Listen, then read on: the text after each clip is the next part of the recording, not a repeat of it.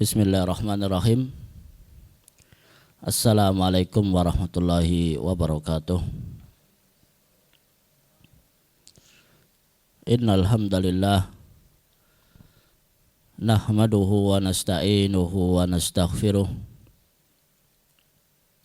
wa natubu ilaih wa na'udzu billahi min sururi anfusina wa min sayyiati a'malina. Man yahdihillahu fala mudilla lah wa man yudlil fala hadiya lah. Wa ashhadu an la ilaha illallah wahdahu la syarika lah wa ashhadu anna Muhammadan abduhu wa rasuluh. Yaqulullahi tabaraka wa ta'ala, ya ayyuhalladzina amanu taqullaha haqqa tuqatih wa la tamutunna illa wa antum muslimun. Fa inna astaqul kalami kalamullah wa khairal huda hudan nabiyyi Muhammadin sallallahu alaihi wasallam wa syarrul umuri muhdatsatuha fa inna kulla muhdatsatin fid dini bid'ah. Ayyuhal ikhwah wal akhwat, bapak-bapak, saudara dan saudariku, semoga Allah Subhanahu wa ta'ala senantiasa melimpahkan rahmat dan taufiknya kepada kita semuanya. Dan semoga Allah Subhanahu wa ta'ala senantiasa memberikan keistiqomahan hati sehingga kita selalu istiqomah di jalan, yaitu istiqomah di jalan beribadah kepada Allah Subhanahu wa ta'ala, mentaati perintah-perintah Allah Subhanahu wa ta'ala dan juga perintah dari Rasulullah sallallahu alaihi wasallam. Pada kesempatan yang mulia ini, insyaallah ta'ala kita akan melanjutkan kajian kita, yaitu tentang kitab Syama'ilun Nabi sallallahu alaihi wasallam, kumpulan hadis-hadis yang sahih maupun yang dhaif, ya, yang lemah, yang menjelaskan tentang kepribadian maupun akhlak dan juga budi pekerti yang ada pada Rasulullah sallallahu alaihi wasallam. Maka sungguh mulia kita diberikan hidayah dan juga kesempatan dari Allah Subhanahu wa ta'ala, kita bersama-sama berkumpul di tempat yang mulia ini insyaallah ta'ala untuk bersama-sama membaca hadis Rasulullah sallallahu alaihi wasallam. Semoga kita termasuk di dalam sabdanya Rasulullah sallallahu alaihi wasallam, man salaka tariqan yaltamisu fihi ilman sahalallahu lahu bihi tariqan ilal jannah. Maka barang siapa yang dia itu keluar dari rumahnya untuk belajar, untuk menuntut ilmu, maka niscaya Allah Subhanahu wa ta'ala yaitu akan mudahkan dia jalan menuju ke surga. Tayyib, kita lanjutkan kajian kita pada bab yang keempat, ya, babu maja'a fi tarajjuli Rasulillah sallallahu alaihi wasallam. Bab yang berkaitan tentang bagaimana cara bersisirnya Rasulullah sallallahu alaihi wasallam. Pada 2 bulan yang lalu sudah kita jelaskan tentang kepribadiannya Rasulullah sallallahu alaihi wasallam, dan terakhir bagaimana bentuk rambutnya Rasulullah sallallahu alaihi wasallam. Dan insyaallah taala kita akan melanjutkan pada bab bagaimana cara bersisirnya Rasulullah sallallahu alaihi wasallam. Sebagai muqaddimah, ya, pembukaan, dijelaskan oleh Syekh Abdul Razak hafizahullahu ta'ala, aqadal musannifu rahimahullahu ta'ala hadhihi tarjamah li bayan ma yata'allaqu bitarajjulin nabi sallallahu alaihi wasallam. Di sini muallif Al-Imam Tirmidzi rahimahullahu ta'ala pada bab ini ingin menjelaskan, ya, mengumpulkan hadis-hadisnya Rasulullah sallallahu alaihi wasallam yang berkaitan tentang bagaimana cara bersisirnya Rasulullah sallallahu alaihi wasallam. Ini menunjukkan bahwasanya agama Islam adalah agama yang sempurna. sampai masalah yang kecil pun dijelaskan oleh Rasulullah Sallallahu Alaihi Wasallam. Ya, sampai masalah yang sepele, ya hanya masalah rambut saja, ini dicontohkan oleh Rasulullah Sallallahu Alaihi Wasallam. Wa tarajjulu huwa tasrihus sa'r wa tanzifuhu wal inayatu bihi. Adapun kalimat tarajjul adalah bagaimana kita itu merapikan rambut, ya.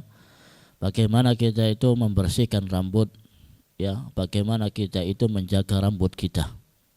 Coba bayangkan kalau orang kita di antara kita yang dia itu botak, ya, tidak ada rambutnya, maka itu akan mengurangi ketampanan dia, ya, mengurangi kegagahan dia, ya, mengurangi juga kecantikan seorang wanita jika rambut itu tidak ada, ya. Namun bagaimana Allah Subhanahu wa taala memberikan kepada kita itu rambut, ya. Bagaimana kita itu bisa menjaganya, bagaimana kita itu bisa membersihkannya. Bukankah pada zaman sekarang kita dimudahkan oleh Allah Subhanahu wa taala, ya, dengan adanya salon, ya, dengan adanya alat untuk merawat rambut, dengan adanya sampo, dengan adanya obat-obatan untuk penumbuh rambut yang lainnya.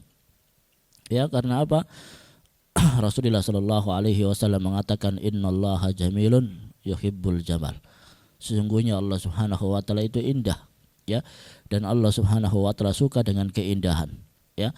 Maka salah satu bentuk keindahan dan bentuk kesempurnaan seorang manusia bagaimana dia itu bisa menjaga rambut yang telah Allah Subhanahu wa taala tumbuhkan di kepala-kepala kita semuanya.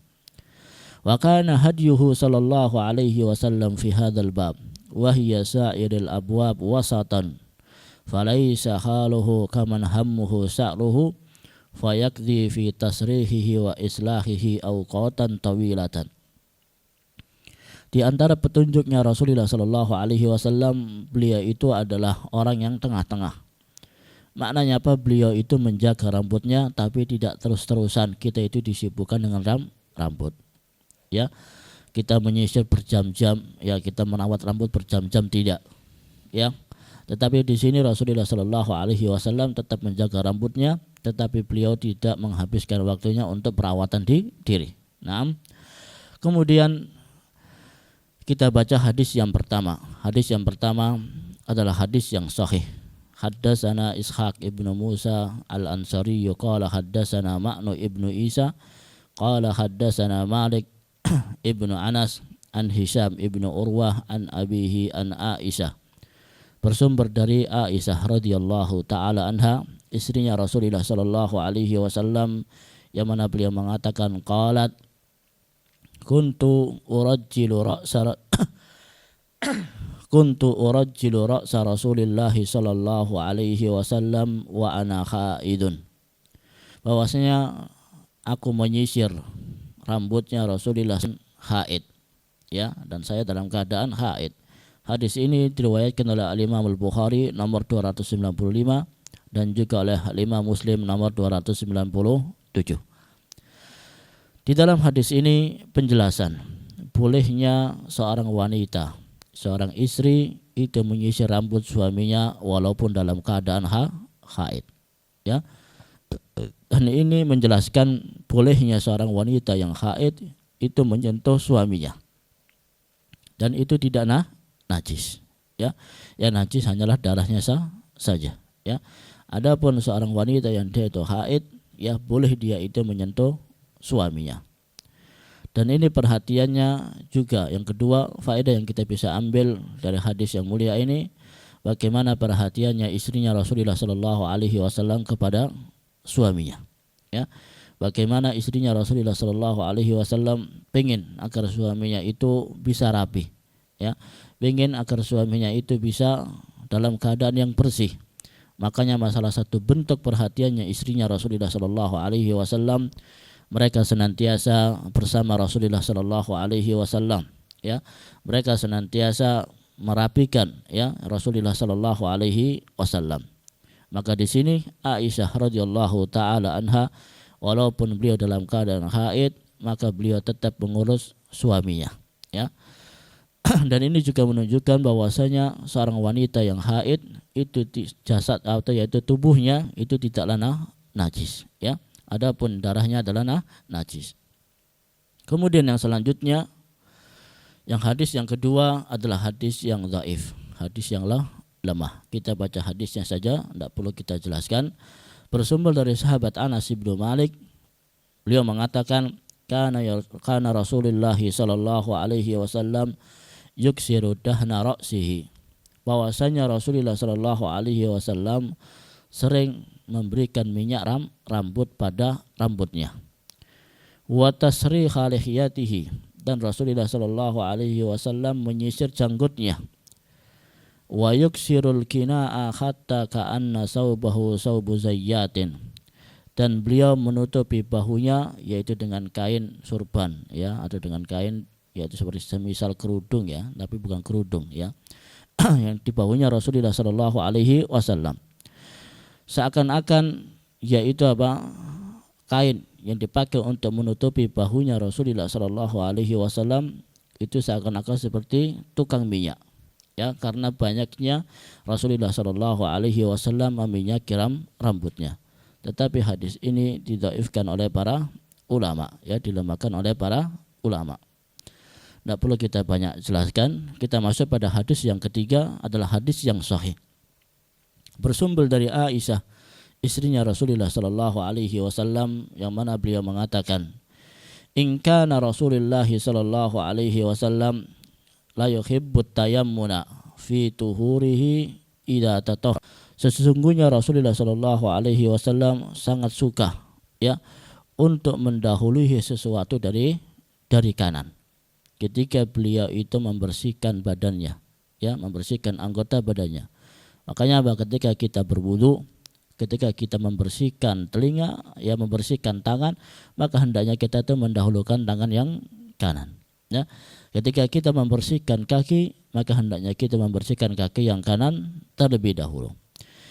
Wa fi tarajjulihi idza tarajjala, dan ketika Rasulullah sallallahu alaihi wasallam menyisir rambutnya, maka Rasulullah sallallahu alaihi wasallam lebih menyukai menyisir rambutnya yang sebelah kanan terlebih dahulu, ya. Wa fi inti'alihi idzan ta'ala, dan ketika Rasulullah sallallahu alaihi wasallam memakai sandal, maka Rasulullah sallallahu alaihi wasallam mendahulukan kaki yang kanan terlebih dahulu. Dijelaskan oleh Syekh Abdul Razzaq hafizahullahu taala, awradal Imam al-Bukhari rahimahullahu taala hadzal hadis fi sahihihi, na'am, wa zada wa fi sya'nihi kullih. Di sini Al-Imam Al-Bukhari rahimahullahu taala menjelaskan dalam hadis yang sahih ini, ya, tentang bagaimana kesukaannya Rasulullah sallallahu alaihi wasallam di dalam melakukan sesuatu, ya. Di dalam kebaikan Rasulullah sallallahu alaihi wasallam lebih mengutamakan sesuatu yang kanan, ya. Ketika itu melakukan suatu hal yang baik. Ya, contohnya kita memasuki masjid, maka hendaknya kita itu mendahulukan kaki yang kanan.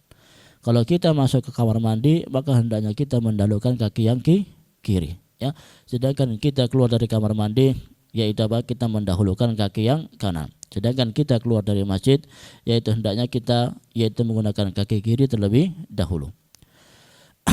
Amma qauluhu, adapun perkataannya, inna kana Rasulullah sallallahu alaihi wasallam la yuhibbut tayammun, ay anna nabiyya sallallahu alaihi wasallam kana yuhibbul bada'a bil yamin, bahwasanya Rasulullah sallallahu alaihi wasallam sangat menyukai ketika melakukan kebaikan, maka Rasulullah sallallahu alaihi wasallam memulai dari kanan. Wa fi tuhurihi idza tatahhara idza arada an yatawaddaa yabda'u bil yamin, maka jika beliau itu berwudu, maka beliau memulai wudunya itu yaitu dari kanan terlebih dahulu, ya, membasuh tangan kanannya terlebih dahulu, ya, membasuh kakinya yang kanan terlebih dahulu. Fayughsilul yaddal yumna qabla al-yusra, ya, yang mana beliau membasuh tangan yang kanan sebelum tangan yang kiri, ya. Wa kadzalika yaghsilur rajulul yumna qabla al-yusra, dan juga ketika beliau mencuci kaki, maka beliau yaitu mencuci kaki yang kanan terlebih dahulu, ya, baru yaitu mencuci kaki yang sebelah kiri. Sama ketika kita makan, ya, apa kata Rasulullah sallallahu alaihi wasallam ketika beliau mengajarkan anak kecil, ya hulam samillah wa kul biyaminik wa kul mimma yalik. Wahai anak kecil, ya, ketika kamu makan, maka hendaknya kamu makan menggunakan tangan kanan, ya. Ucapkanlah bismillah terlebih dahulu, ya. Maka ini juga menunjukkan, ya, ketika kita melihat anak-anak kita, ya, atau saudara-saudara kita yang dia itu makan dengan tangan kiri, maka hendaknya kita itu tegur, ya. Maka hendaknya kita memberikan nasihat.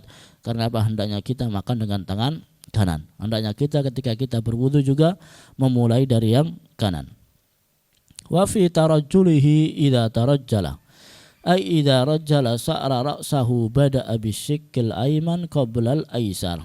Ya, sebagaimana disebutkan pada hadis yang sebelumnya, bahwasanya Rasulullah Shallallahu Alaihi Wasallam ketika beliau itu menyisir rambutnya, maka dibelah menjadi dua, ya, dibelah menjadi dua, yang satu ke kanan, yang satu ke kiri, ya. Makanya ketika Rasulullah Shallallahu Alaihi Wasallam merapikan rambutnya, maka beliau menyisir dan merapikan yang sebelah kanan terlebih dahulu, baru yang kiri, ya. Wa kadzalika yabda'u bisyikil ayman indama yadhanur ra'sah. Dan juga Rasulullah Shallallahu Alaihi Wasallam ketika beliau itu memakai minyak rambut, maka beliau memakai minyak rambut yang sebelah kanan terlebih dahulu, ya. Baru Rasulullah Shallallahu Alaihi Wasallam meminyaki rambut yang di sebelah kiri. Wa fi inti'alihi idzan ta'ala idza arada sallallahu alaihi wasallam an yalbisa na'laihi bada'a bil qadamil yumna qabla al yusra. Tatkala Rasulullah sallallahu alaihi wasallam memakai dua sandal, ya, maka Rasulullah sallallahu alaihi wasallam mendahulukan kaki yang sebelah kanan, kemudian sebelah yang kiri, ya. Wa kadzalika sa'nu fi kulli ma kana min babit takrimi kadukhulil masjid. Dan semua yang itu salah satu bentuk penghormatan, maka Rasulullah Shallallahu Alaihi Wasallam memulai dengan yang kanan. Kadukhulil masjid, seperti apa? Ketika masuk masjid, ya, kita berdoa kepada Allah Subhanahu Wa Taala, Allahumma ftahli abwaba rahmatik. Ya Allah, bukakanlah pintu-pintu rahmat.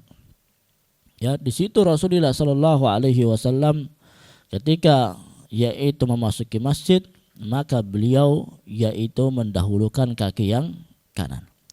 Wal akli wasyurbi, dan ketika makan dan minum, ya, sebagaimana tadi sabdanya Rasulullah Shallallahu Alaihi Wasallam, wa kul biyaminik, dan makanlah dengan tangan kanan.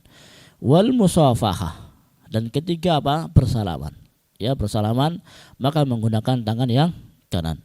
Wal akhdhu wal i'ta, dan ketika Rasulullah Shallallahu Alaihi Wasallam mengambil barang, dan ketika Rasulullah Shallallahu Alaihi Wasallam yaitu memberikan sesuatu, memberikan hadiah, memberikan sedekah, ya, memberikan makanan, maka Rasulullah Shallallahu Alaihi Wasallam menggunakan tangan kanan.